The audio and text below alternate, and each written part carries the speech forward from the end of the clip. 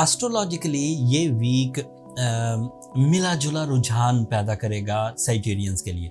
But ये बात यकीन रख लीजिए साइटेरियंस के अगले हफ्ते से आपकी खुशियों का दौर मज़ीद बढ़ेगा। जो खाम ख्याली थी, जो एवं सोचे जाना और फिर किसी हल या किसी नतीजे तक ना पहुंचना, वो उसको रिकवर कर देगा। जिस्मानी कुव्वत बढ़ेगी, स्पिरिचुअल बिलीव्स में इजाफा होगा एंड इसी तरह में खाम खा के जो झगड़े, खाम खा की जो नाराज़गियाँ, खाम खा के जो शक आपकी जहन में प्रोड्यूस होते थे, वो रिपेयर होने लगेंगे।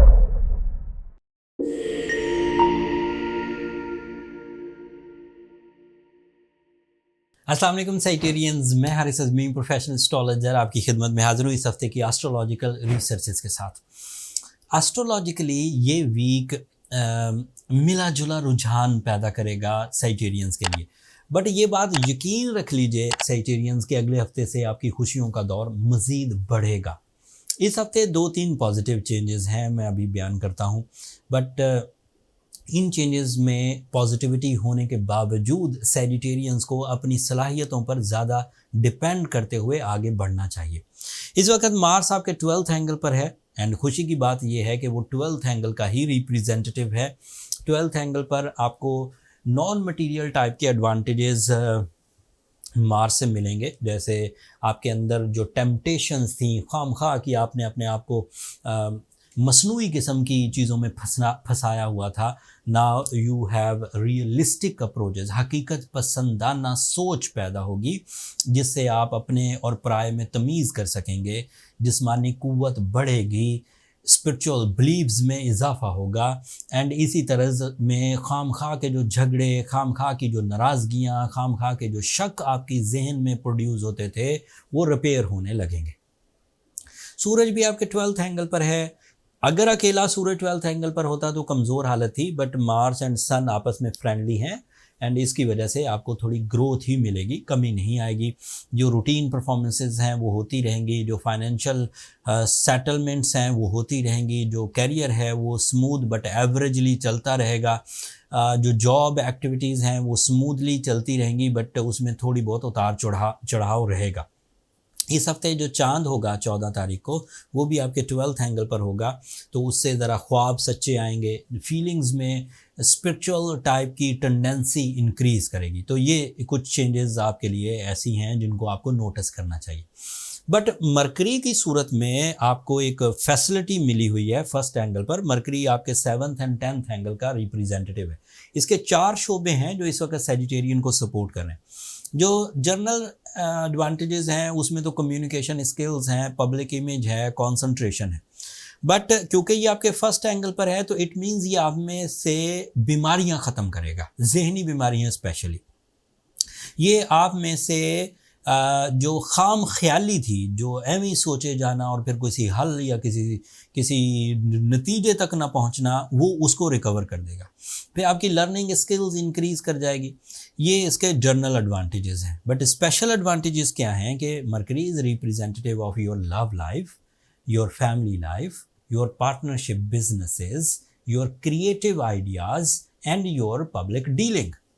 अब इन सेक्टर्स में अगर कोई सैजिटेरियस डेली परफॉर्म कर रहे हैं, उन्हें अपनी फैमिली लाइफ के लिए कुछ फ्यूचर प्लानिंग्स करनी है, उन्हें अपने लाइफ पार्टनरशिप के डिसीजंस लेने हैं, उन्हें किसी को प्रपोज करना है, उन्हें अपनी अटैचमेंट शो करनी है, तो दिस इज़ राइट टाइम वो इस सारी सिचुएशन के बावजूद अपनी इंटरेस्ट, अपनी दिलचस्पी शो कर सकते हैं। फिर मरकरी आपके लिए 10th एंगल का रिप्रेजेंटेटिव है। 10th angle is your career, is your source of income, is your multitasking, even in your reserves जो आप अपनी ज़िंदगी में अपने फ्यूचर के लिए जमा करके रखते हैं।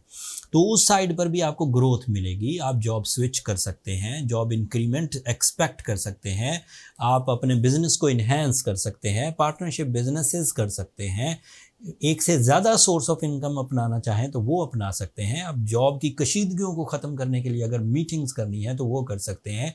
अपने मुखालिफिन को टफ़ टाइम देना है जो आपको रेजिस्ट करते हों या लेग पुल करते हों, तो this is the right time, आप कर जाएंगे, उसमें कोई प्रॉब्लम नहीं आएगी।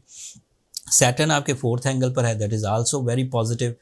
सैटर्न का 4th एंगल पर होना भी फाइनेंशियल स्टेबिलिटी की वजह बनता है। सैटर्न का 4th एंगल पर होना आपके लिए फैमिली वेलफेयर की वजह बनता है, आपके लिए डिसिप्लिन की वजह बनता है, आपके लिए जजमेंटल एबिलिटी, नॉलेज इन्हांसमेंट, इन सब सेक्टर्स की वजह बनता है। आपका रूलिंग प्लैनेट इस वक्त रेट्रोग्रेड है, ये तो अभी पूरा साल ही रेट्रोग्रेड रहेगा। इसने 31 दिसंबर मतलब नए साल के पहले दिन जाके डायरेक्ट होना है। लिहाजा उसके बगैर ही जो पॉजिटिव प्लैनेट्स आपको सपोर्ट कर रहे हैं उन्हीं से अपना काम चलाइए, उन्हीं से अपने टैलेंट को सही सही फोरम्स पर परफॉर्म करने का मौका दीजिए। कामयाबियां आपके साथ।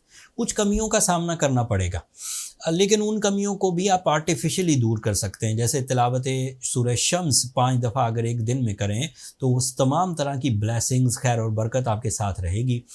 अगर रूबी पहने या ब्लू सफ़ायर पहने तो ये ऐसे स्टोन्स हैं जो नेगेटिव प्लैनेट्स के इम्पैक्ट्स को रिपेयर या रिपेल कर देंगे and positive impacts of planets को enhance and stable and constant कर देंगे। तो रूबी या ब्लू सफ़ायर पहने तो 8 से 10 कैरेट पहने, सूरह शम्स पढ़ें तो 5 दफ़ा एक दिन में कम अज़ कम पढ़ें, ज़्यादा आप अपनी मर्ज़ी से पढ़ें। एंड सोच समझ कर डिसीजंस लें। बहुत ऐसी चीज़ें ना करें जिनमें आपका तजर्बा ना हो, ऐसी चीज़ों में ना उलझें जिनमें कानूनी पेचीदगियाँ आती हों, ऐसी चीज़ों से भी गुरेज करें जिनमें नाराज़गी का पहलू पैदा होता हो। ये मेरी एज अ प्रोफेशनल एस्ट्रोलॉजर आपको एडवाइजेस थी। होपफुली इन बातों को आप अपनी ज़िंदगी में इम्प्लीमेंट करके अपने नुकसान से बच सकते हैं एंड अपनी कारकर्दगी को बढ़ा सकते हैं। That's all from my and Sagittarian. अगले हफ्ते सूरज 12th एंगल से निकल जाएगा एंड वो पॉजिटिव हो जाएगा। उसकी पॉजिटिविटी से आपको क्या क्या एडवांटेजेस मिलेंगे वो तफसील अगले हफ्ते बयान करूँगा। अब अगले हफ्ते तक के लिए मुझे इजाज़त दीजिए। जाते जाते मेरी 2 दरख्वास्तें जो हमेशा की तरह रहती हैं, अपनी दुआओं में मुझे और मेरी टीम को ज़रूर याद रखिएगा। चैनल को सब्सक्राइब करना मत भूलिएगा। आप लोगों की सब्सक्रिप्शन हमारी हौसला अफजाई की वजह बनती है। अगले हफ्ते तक के लिए इजाज़त दीजिए। अल्लाह ने के बाद।